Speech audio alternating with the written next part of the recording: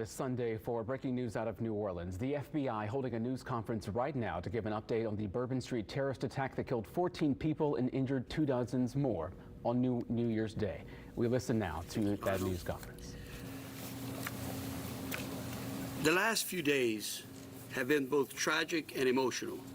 Families have been affected in ways that will continue to haunt them now and into the future.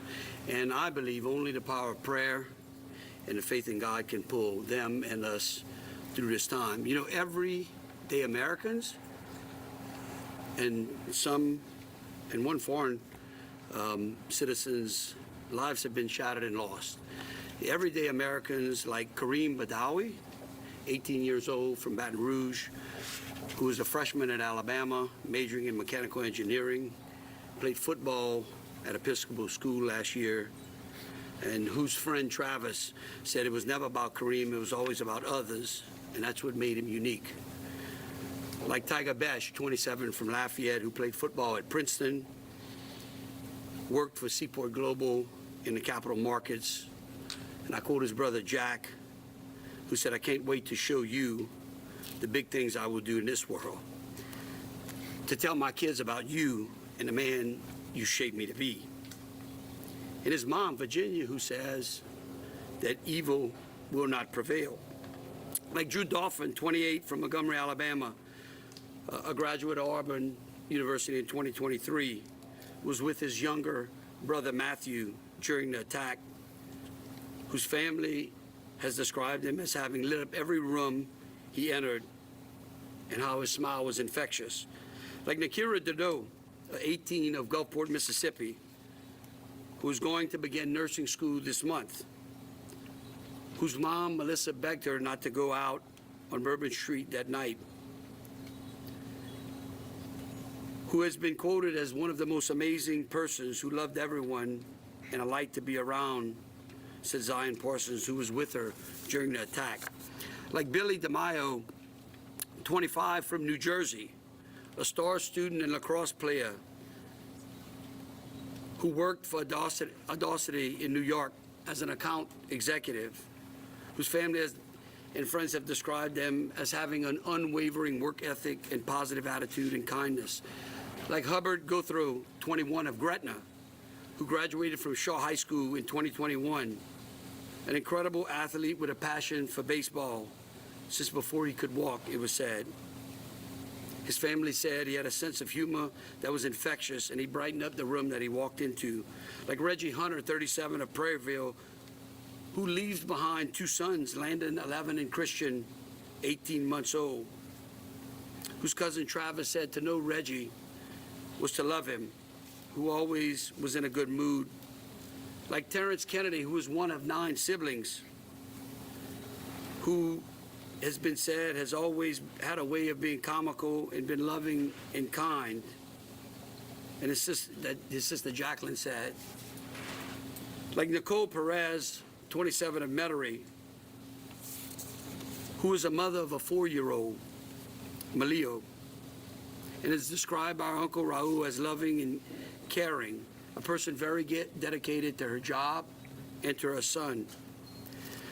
Like Ed Pettifer, of London, England, who worked as a director at an executive search firm, who had relations to the royal family. His family described him as a wonderful son, brother, grandson, nephew, and friend. You know, it is tragically ironic that his father has, for over 20 years in the service of the British military, fought terrorism and terrorists on their soil, so we don't have to fight them on ours. I want to thank him for his service to the free world, and I'm deeply sorry, as all the other families, for their loss. Like Latasha Polk, of New Orleans, a mother of a 14-year-old, a certified nursing assistant, whose family believes that Latasha would have wanted the city to turn out in celebration, but tinged with grief, but not in fear. Like Brandon Taylor, 43, who leaves behind a fiancée, Heather, who was with him during this nightmare, but who has described him as unique. Matthew Tenadero, of Slidell, a fiber optics and video professional at the Superdome and the Smoothie King Center. His mom says we will miss everything about him, his beautiful face, his laugh, and how she loves him. And then finally, like Elliot Wilkerson, 40 of Slidell, who had 4 siblings, and whose brother said if you didn't have a shirt on your back, he would try to find one to put on you. No matter what, he was always looking to care for others. You know, each of these victims has family and friends who have to live with the tragedy and the nightmare of these events. Over the last 48 hours, we have all been focused on addressing the needs of each of these victims' families and to ensure that they are properly honored. We began on January the 2nd by ordering all the flags in the state at half-staff from sunrise to sunset. I have personally called into each of the victims' families to ensure that they are receiving the support and the answers to any questions that may have remained unanswered. I issued an executive order declaring a period of mourning for each of these victims on each of the following days under which flags of all the state buildings, schools, and universities will be at half-staff. I requested, and Dr. Kate Brumley, our superintendent of education, has called for a moment of silence in all of our public schools, beginning on Monday at 9 a.m. So on Monday, January 6th, will be in remembrance of Kareem Badawi. On Tuesday, January 7th, will be in remembrance of Tiger Besh. On Wednesday, January 8th, will be in remembrance of Drew Dauphin.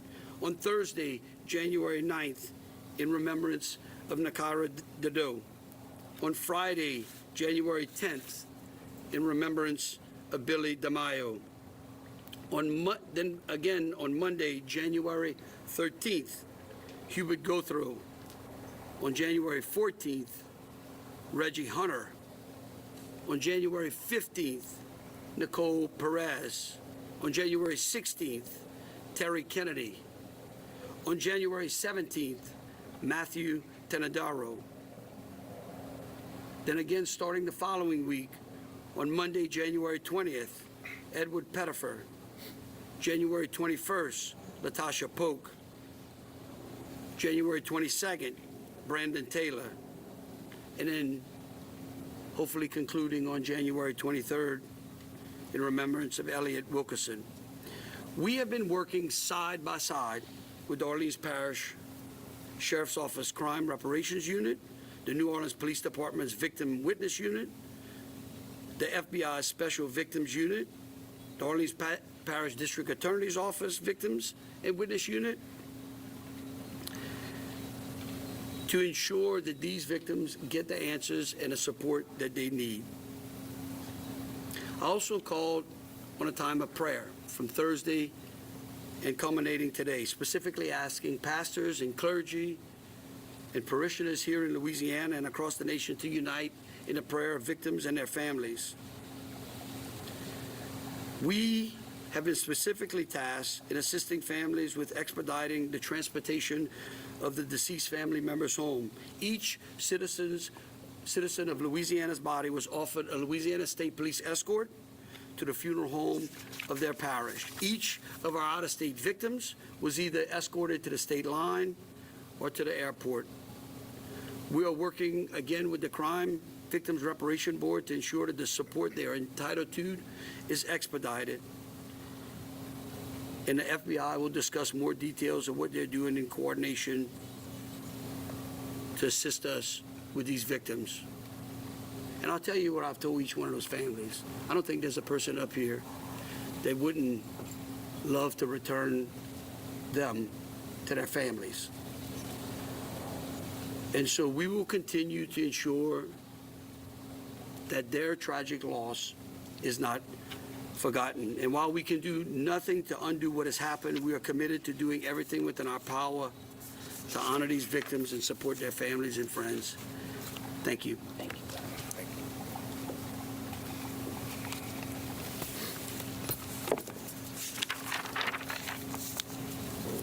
Good morning. Thank you for being here today with the FBI and our partners.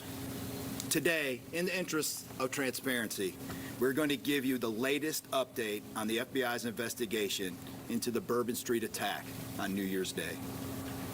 First and foremost, as the governor has already done, I know I speak for the FBI and all of the first responders involved in this when I say we do this for the victims and their families, even though we know that nothing we do will take away their pain and grief. What we can and are doing is investigating every detail of this attack to find answers. We are leaving no stone unturned. Before I turn it over to FBI New Orleans SAC Lionel Murthel, I'm going to talk a little bit about the overall global and national counterterrorism threat, as I think it's important to understand those threats as it relates to what went on New Year's Day here in New Orleans. Make no mistake, protecting the American people from terrorism remains the FBI's #1 priority. The threats from international terrorism, domestic terrorism, and state-sponsored terrorism are complex and persistent. And notably, they are all simultaneously elevated. You might have heard the director speak numerous times about him seeing all the red lights flashing right now. We continually face threats from foreign terrorist organizations, violent extremists across the ideological spectrum, and criminal actors that aim to bring violence and harm to the United States. During these past few years, lone actors, or small cells of individuals who typically radicalize to violence online and who primarily use easily accessible weapons, have posed the greatest terrorism threat to our homeland. Additionally, for the past several years, the FBI has provided intelligence to our law enforcement partners highlighting that ISIS calls for vehicle ramming attacks. This is a tactic that has been used for many years to conduct deadly attacks on U.S. soil and in other countries. Lone actors, as you all I'm sure are aware, present a particular challenge to law enforcement intelligence because they are difficult to identify, investigate, and disrupt, especially when their radicalization and communication with other like-minded individuals happens online, as is believed to be the case with the New Orleans attacker, Shamsuddin Jabbar. Over the last year, we saw multiple plots in the U.S. that we were able to disrupt along with our state, local, and federal law enforcement partners. We simply cannot do it alone. Those include plots in September and October in Oklahoma City and New York City, respectively. The FBI continues to work tirelessly to combat the threat of terrorism, and that includes constantly working with and communicating with our state, local, and federal partners, whether that is sharing intelligence and information or day-to-day coordination of investigation. And in New Orleans, that is exactly what the FBI and our partners have done since day one. As it relates to this investigation, all investigative details and evidence that we have now still support that Jabbar acted alone here in New Orleans. We have not seen any indications of an accomplice in the United States, but we are still looking into potential associates in the U.S. and outside of our borders. The case is still very early on. As is with the case with any complex terrorism investigation, as we uncover new leads, receive tips from the public, examine electronic devices, and interview witnesses, the information as we know it evolves into a clearer picture and provides more answers. We have a clearer picture today than we did even 2 days ago. We are much further along than we were previously. I'd also like to take a moment to thank the public for your help so far. You have provided tips that have greatly enhanced this investigation. I don't think the majority of you all in the public know just how critical your information has been for the FBI in high-profile investigations like this one. Your tips and information have been instrumental in the most significant terrorism investigations that have occurred in the last 20 years. So thank you on behalf of the FBI. The FBI continues to surge resources from across the country to assist the New Orleans field office. In addition to FBI special agents and personnel based here in New Orleans, more than 200 additional personnel have been brought in to assist in this investigation in order to process evidence, support victims, and investigate leads and tips. Personnel support includes, as I stated a few days ago, special agent victim specialists, evidence technicians, specially trained crisis management personnel, and intelligence analysts. Additionally, the entire counterterrorism division at headquarters, along with other headquarters divisions, and the FBI's critical incident response group, including our hostage rescue team, continue to work around the clock supporting New Orleans and the other field offices involved in this investigation. We are not done investigating. In fact, our work has only begun. The FBI will continue to dig in and investigate to learn all that we can about this despicable attack on behalf of the victims and for their loved ones. Now, I'd like to turn it over to SAC Lionel Murthel, who is going to go into more specifics of the investigation. Lionel.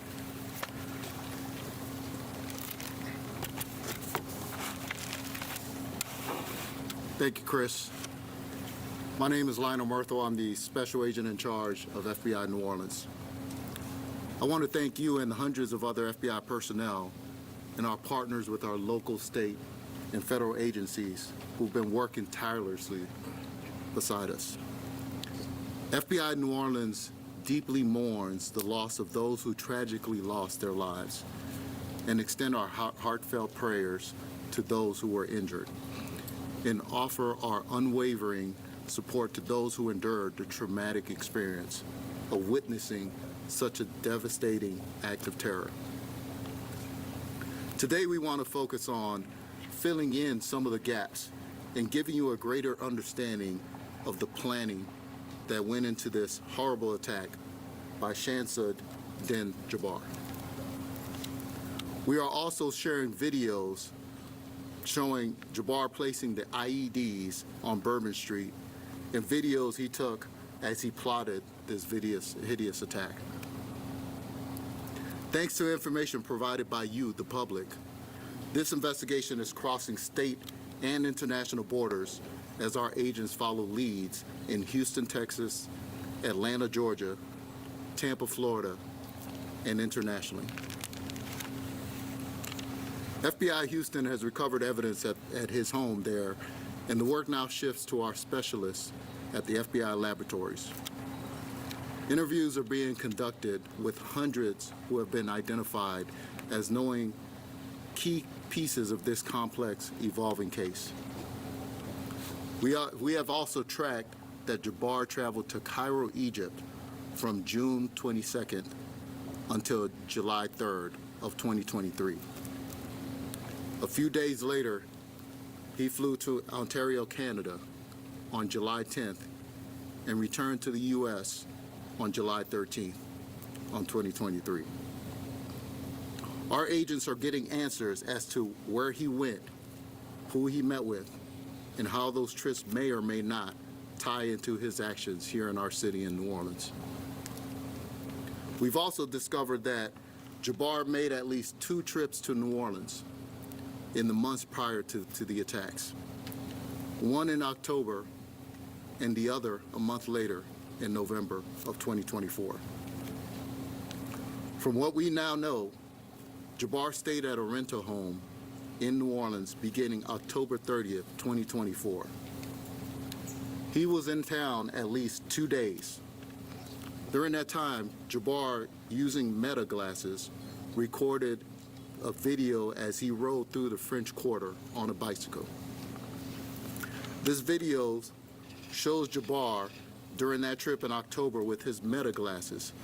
As we continue to learn more about that trip, we ask anyone who may have seen or interacted with him to contact us. Now, for more information, Meta glasses appear to look like regular glasses, but they allow a user to record videos and photos hand-free. They also allow the user to potentially live stream through their video.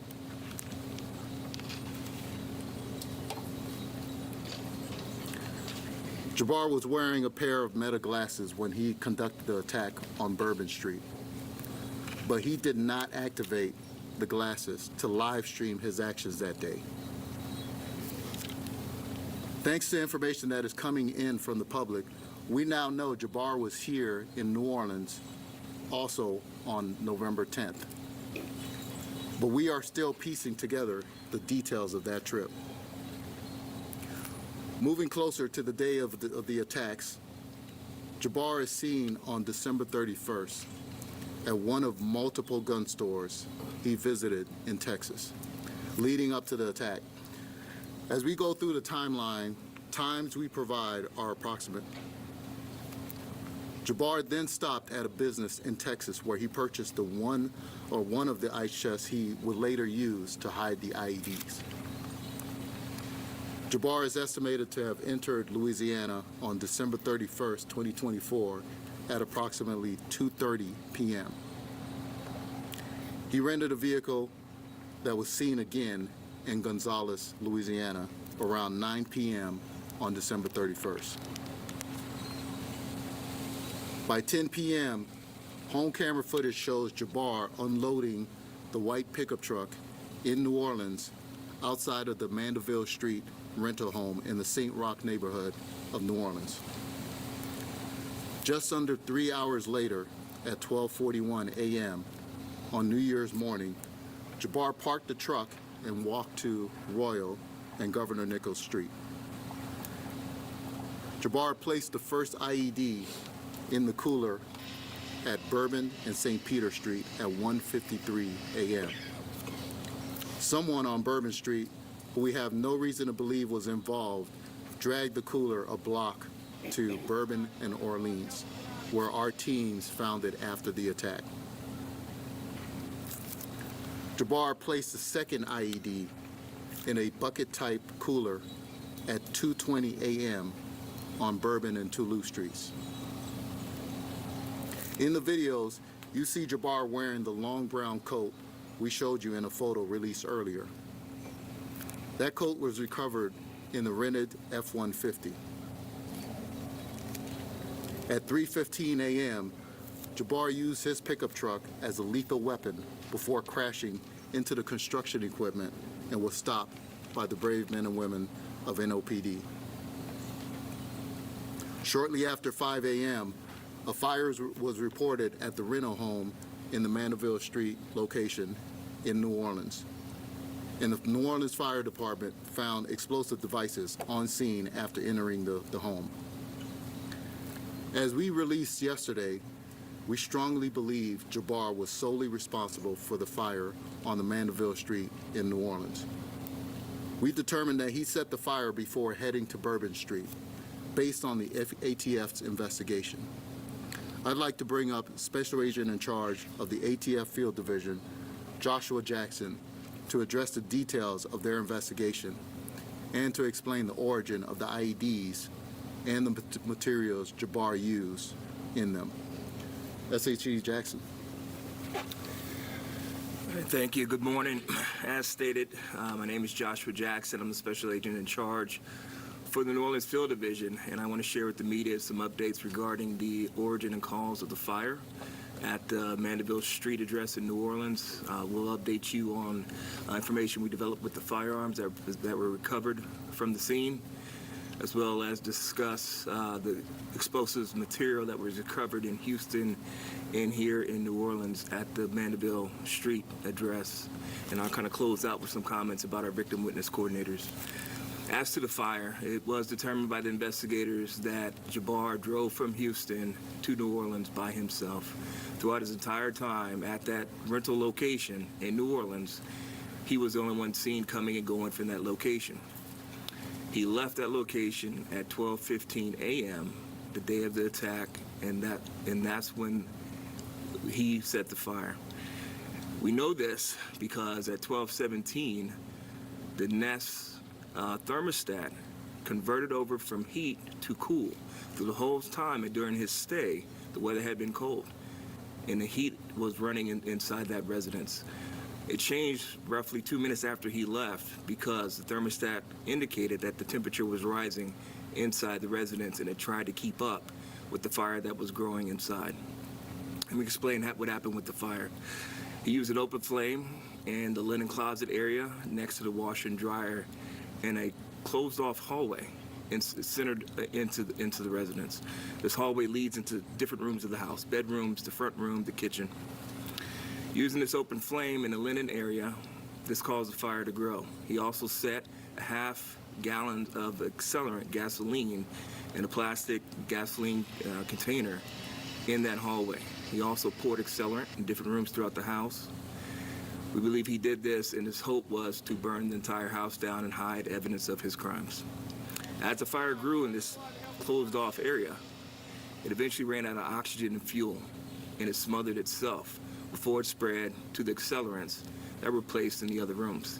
That's why the house did not burn down.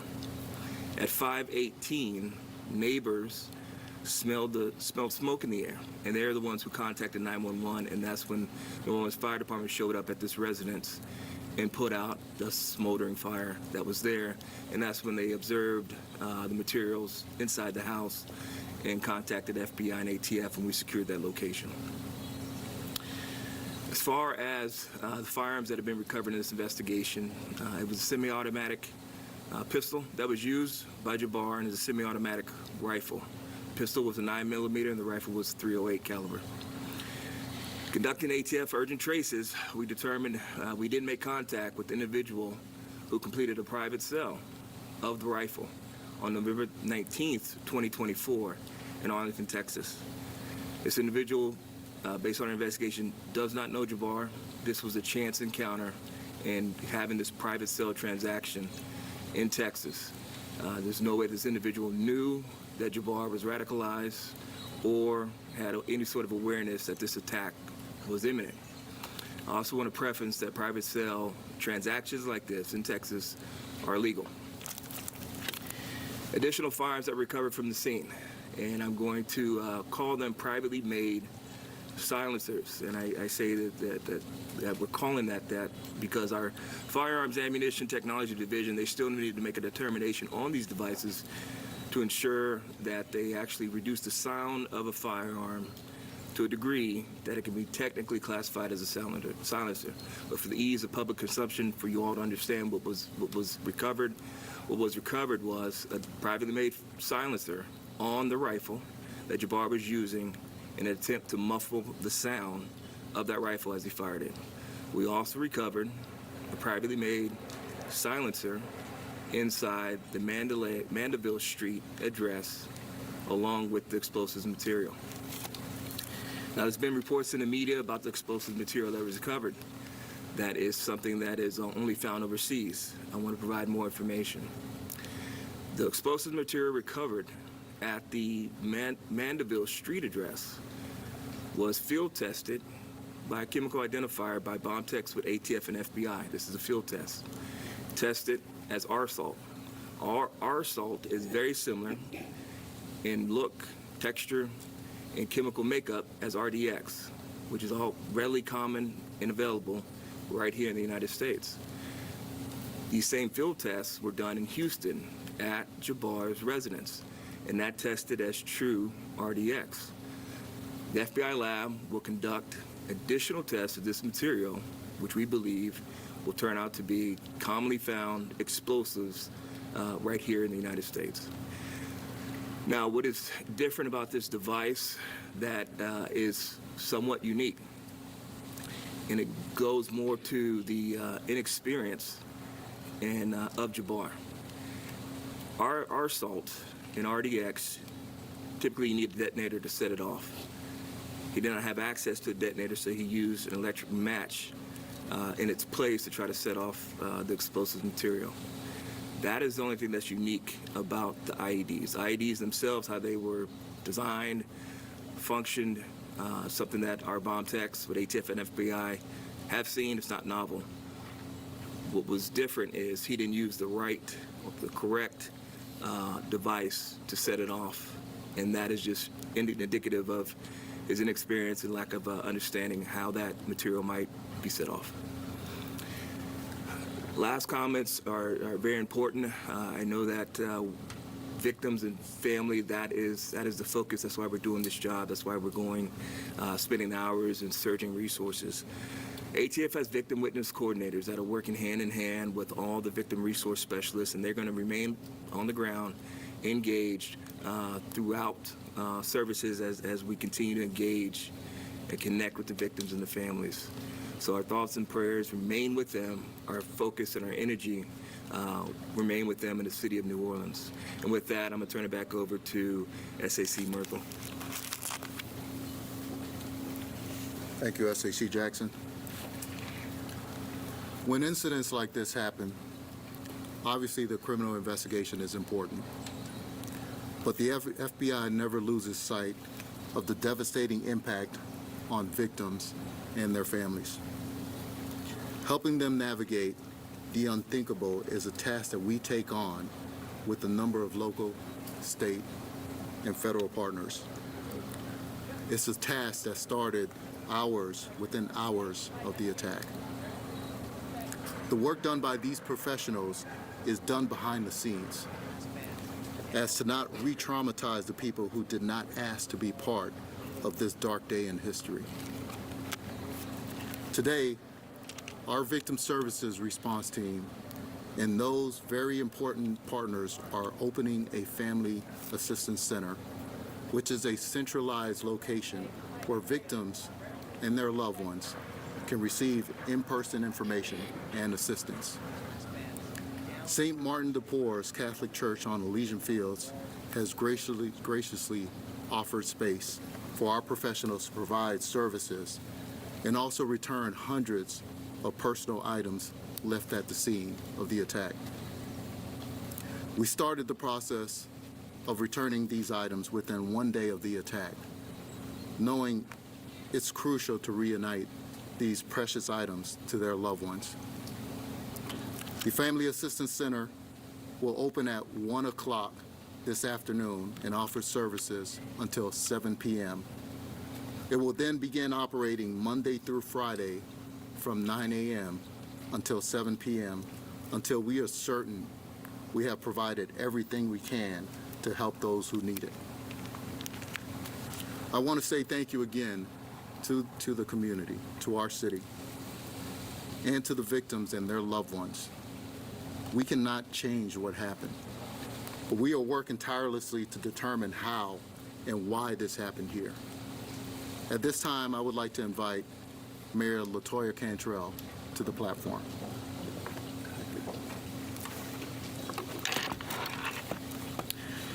Good morning. Thanking our unified command here, all resources, federal, state, and local, focusing on our victims and our families. From day one, we did not waver in regards to making sure, again, that our victims were a top priority in addition to their families, but also understanding that our victims also include our first responders, our businesses, and employees as well. These services will be extended to all, and we do appreciate that. From being on the phone at the start of this with the White House, with our president, Joe Biden, in addition to AG Garland, the request was for victim services. So again, I just want to say thank you. In addition to that, the City of New Orleans will welcome President Biden on tomorrow to demonstrate, one, his unwavering support of our victims, their families, and the City of New Orleans. The City of New Orleans just continues to demonstrate its resilience and its love for its people, coming together in prayer and making sure that we're lifting our community up, our city up, every step of the way. Our mission remains on increased public safety, as we move towards hosting major events in the city of New Orleans, whether that's Super Bowl or Mardi Gras and others to follow. But with this, I have specifically requested through the White House that the city of New Orleans be assisted with getting a tactical expert in our city this week to map our city for target hardening measures, where and how. These are requests that have been made by me specifically and our New Orleans Superintendent, Ann Kirkpatrick. In addition to that, we have submitted a re-adjudication request for Mardi Gras to be removed from a Tier 2, upgraded to a Tier 1. This is something that we have been advocating for many years now, I can say since 2019, but we do believe that it will be processed. This is something that the governor and I will have conversations with the president on tomorrow, and we will continue to push for a Tier 1 rating for Mardi Gras. I also want to, as we informed you on Friday, but on tomorrow, it starts our activation and infrastructure activation in preparation for the Super Bowl that's coming next month. You will see this activation and even in real time and as it unfolds, again starting tomorrow, but throughout as we move towards February. The city of New Orleans will always remain focused on improving public safety measures, no doubt about that.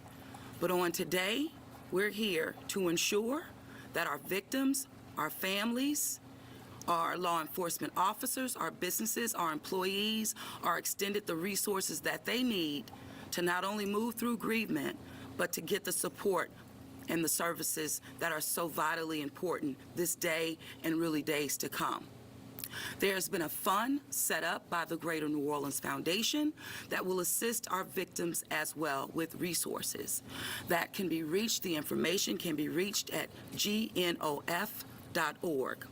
I want to thank again all of our partners who have ensured that the resources are met with the need on the ground.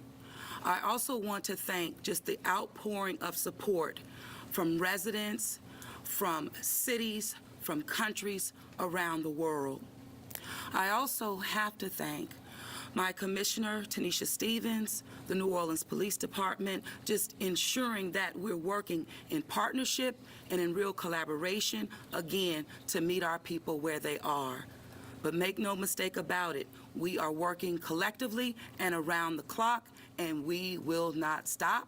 I have full confidence that the city of New Orleans not only is safe, we will continue to be safe days, weeks, and months ahead as we prepare again to host national events in our city. Thank you.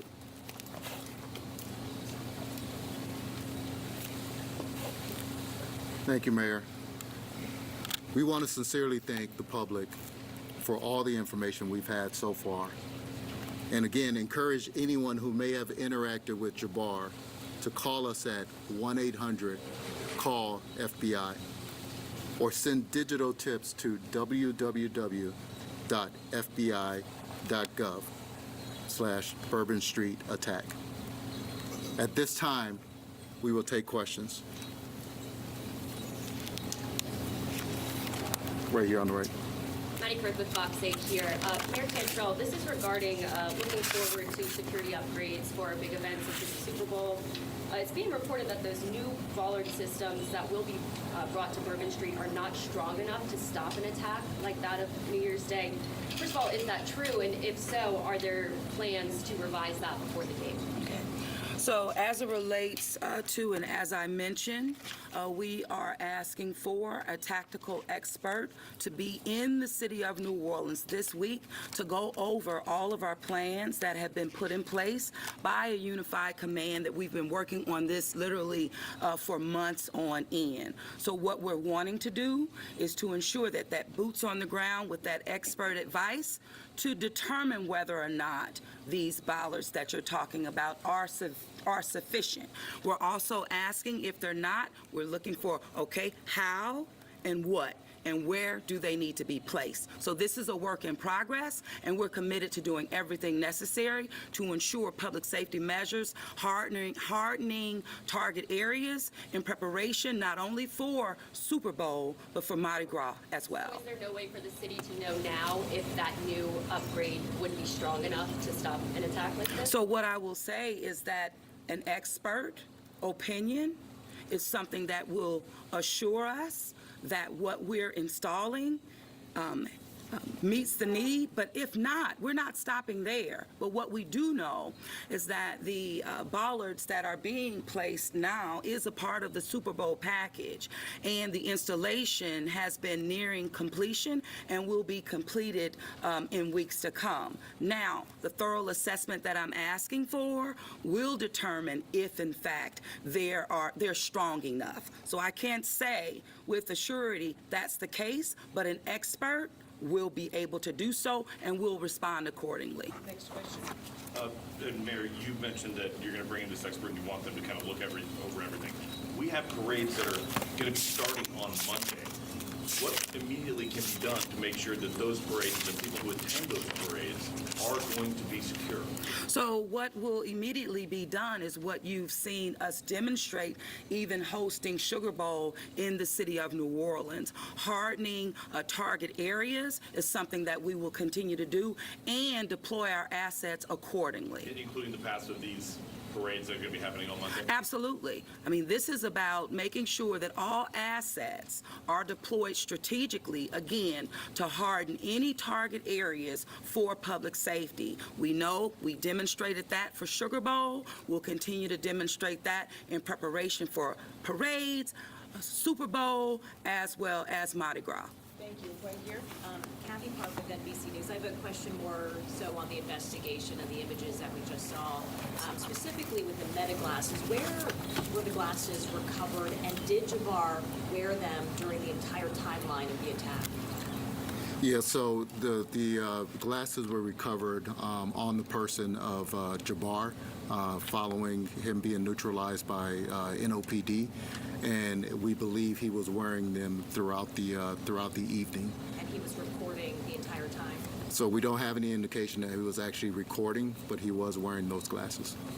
Just a quick follow-up question. You mentioned there were other cities, Atlanta, Tampa. Can you dive a little bit deeper as to why those cities were mentioned? Yeah, so Houston, Texas, of course, is where Jabbar resided.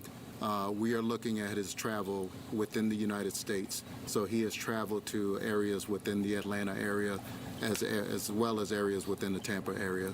And of course, excuse me? Could there be more arrests? At this time, we don't have any indication if there will be any additional arrests, but there are also potential witnesses, potential individuals that may provide information at these locations. So at this point, we do want to make sure that we are speaking to all those individuals where he may have visited. Rafael Romo, CNN. Regarding the trip to Egypt, do we know whether it was the first time that he traveled throughout the country? Did he have any family of acquaintances that would explain the trip, or do we know at this point who he met with? Yeah, at this time we're still trying to determine the answers to that. That is exactly what our priority is for those international trips. Essentially, we're looking at who has he encountered during those trips, who is he meeting with, where has he traveled while in those specific countries, and whether or not any visits to those countries may or may not have any indication as to the reasons behind this attack in our city. And if I can follow up, do you know at this point whether he received any financial assistance from anybody to be able to finance that trip? In other words, is it probably too early to rule out that he might have gotten assistance from a group or a foreign entity at this point? Yeah, at this time we can't determine whether or not he received any assistance. We do know that he was employed, and at the time of his attack.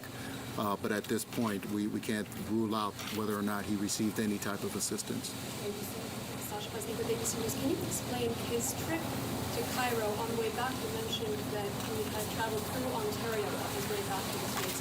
What was the reason for that detour?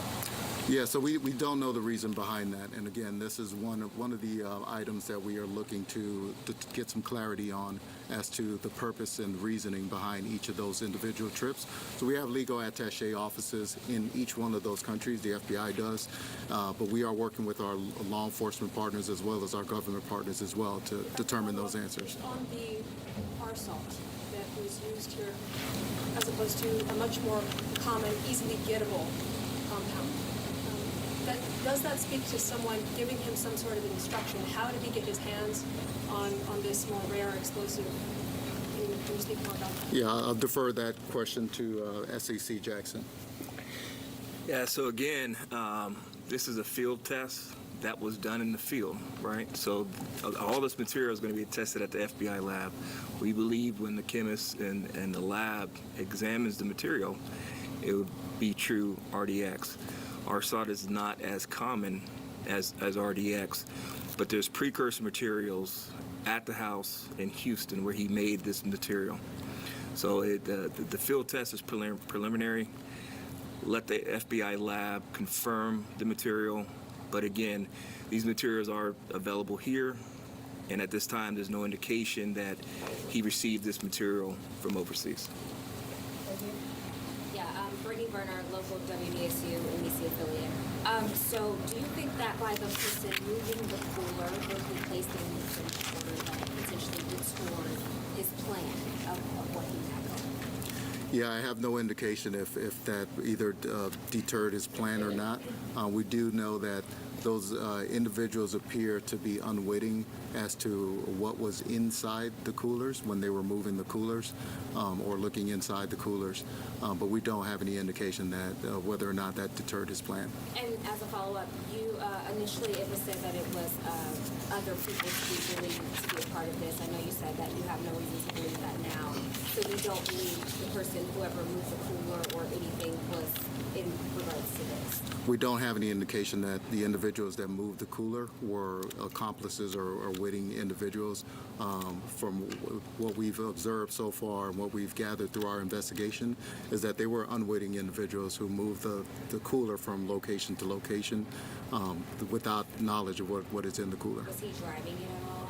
Like, do you think he was driving it, like, as far as it being motorized of some sort? No, the cooler was not motorized. The cooler was a standard square. There were two coolers, standard square cooler, as well as a circular ice cooler as well. Right here. Mike Perlstein, WWL Louisiana. I have a question and a follow-up if I could. The first question is, when you mentioned electronic match instead of some kind of standard detonator, why was that not employed? What foiled that? Was there a plan for him to use that? Does it have a remote capability that somehow did not get used? Yeah, as to that question, so electric match or hobby switch are commonly available items that common citizens could get their hands on. A detonator is not something that a common citizen can get their hands on. That's why he chose electric match. It is readily available. As far as the device that was recovered, the devices did have receivers attached to them with the explosive material. There was a transmitter that was recovered inside of Jabbar's vehicle. So we believe that the transmitter would have functioned and would have worked, but for New Orleans PD putting him down before he could get access to that transmitter and set off the devices. And my follow-up question is, we have heard about things that Jabbar posted on social media, obviously threatening in months and days before the attack and then in the hours. Is there any intelligence capability, FBI or otherwise, that could have intercepted what he posted on social media? That's a great question. The key here, when it comes to social media posts, we really rely on the public, the individuals who are seeing these posts to report these posts. As you know, there are several privacy concerns regarding social media. So unless it's a publicly available online platform, we have to have a legal process in order to get into those postings. So really, we rely on information from the public and information from concerned Can you go a citizens. little further to where he posted this and who may have seen it in advance of the attack? Yeah, I don't know who would have seen it in advance of the attack. He has, from our understanding, he's posted on a couple encrypted applications as well as on his own social media. Right here? Yeah, Jack Burke with AP. Do we have any indications as to why he chose New Orleans specifically to carry out the attack? No, we don't have any indication as to why he specifically chose New Orleans. Again, this is one of our top priorities, is to get an understanding as to not just on the day of the attacks, but the reasoning behind the two previous trips back in October as well as November. But that is a concern for us and a priority for us as well. Right here? Hi, it's Anna Adams here from the BBC News. I just wondered if there was any indication from, obviously we discussed the fire in Mandeville around about 5 o'clock, if you had any idea why he waited till 3 a.m. to carry out the attack? No, I think the timeline is this. So what occurred was he left the Mandeville Street address in New Orleans at 12:15 a.m. Right before he left the residence, he already used an open flame to start a fire in the linen closet. The fire is burning. And we know that because the thermostat converts from heating the home to cooling the home, even though it's cold outside. And it's trying to compensate for the temperature in the house elevating from the fire being inside. The fire extinguished itself at some point after that because it was put in a closed area where it ran out of oxygen and fuel, and it smothered itself. At 5:18, a neighbor down the street, smelled smoke in the air. And that's when they called 911 and the fire department showed up. And then we all went over there at that point. So the timeline is, he said it at 12:15 when he left. It lit and it went for some time. It smothered itself at some point after 12:17. And when the fire department arrived, they put out the smoldering fire. And was wondering if it's possible to know, just to follow up to that, I mean, it's safe to say that he would have wreaked more havoc sooner than 3 a.m. You don't have any idea why he waited those few hours from leaving the house on Mandeville to arriving at the French Quarter. No, the way that accelerants were placed around the house, his intention was for the whole house to go up. It could have been. In terms of the attack in the French Quarter. It could have been a distraction. You know, he's not here to explain himself on that, but it could have been done as a distraction to have resources ushered that way. But again, the way that the accelerant was set up in the house, in the different rooms, the intent was for the fire to spread and then eventually engulf the whole house. Thank you very much, everybody. We appreciate it. I'd like to give you the information about where you can find the videos. You can go to fbi.gov/Bourbon Street Updates or go to our FBI YouTube page. Thank you, everyone. Thank you.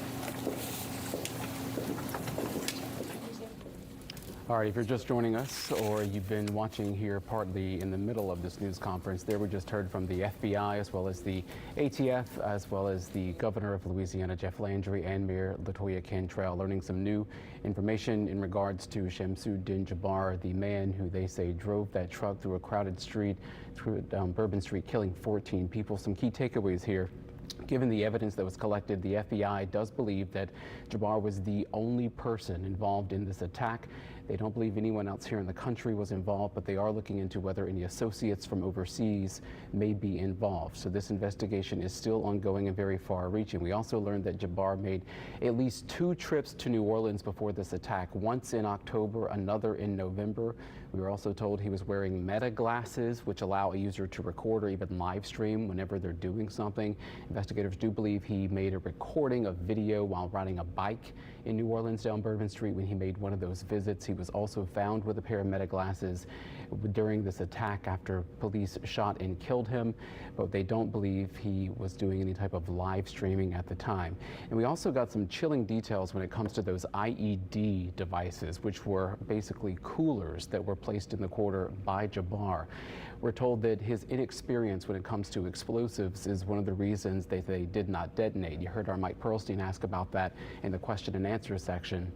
And the investigator, Joshua Jackson with the ATF, said because New Orleans police were able to shoot and kill him before he was able to get to that transmitter, he was not able to detonate those 2 explosives, which they believe would have worked had he had time to get there. One thing I do want to point out, they are checking into Jabbar's travel last summer. That was to Egypt, and then he went to Canada before returning to the U.S. They don't know whether that's connected to this attack at this point, but that's something that they are looking into.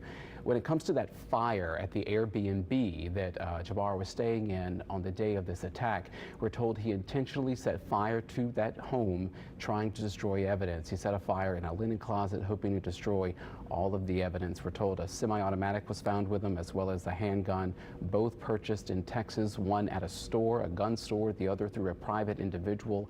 The ATF does not believe that that private individual had any connection or would even know that Jabbar was doing this type of attack.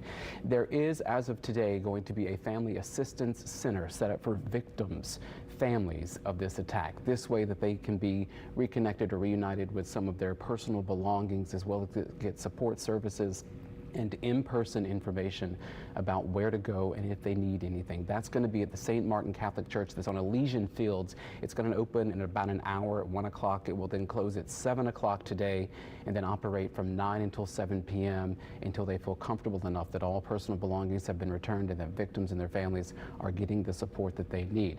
Now, we heard the conversation then pivot to security moving forward in the city of New Orleans, especially with the Super Bowl as well as Mardi Gras. You heard from the mayor. The mayor said that they are asking for a security plans to be looked over by a federal tactical expert to come in, and that heightened security is now being called for when it comes to Mardi Gras. We know that the president as well as the first lady will be here tomorrow visiting with victims' families as well as possibly visiting the site, and there will be a lot of conversations with federal leaders about how we move forward with security infrastructure in the city of New Orleans. You heard the mayor also talked about the bollards that are being put in place by her administration, whether they are sufficient enough and whether they would have been able to stop this type of attack on Bourbon Street.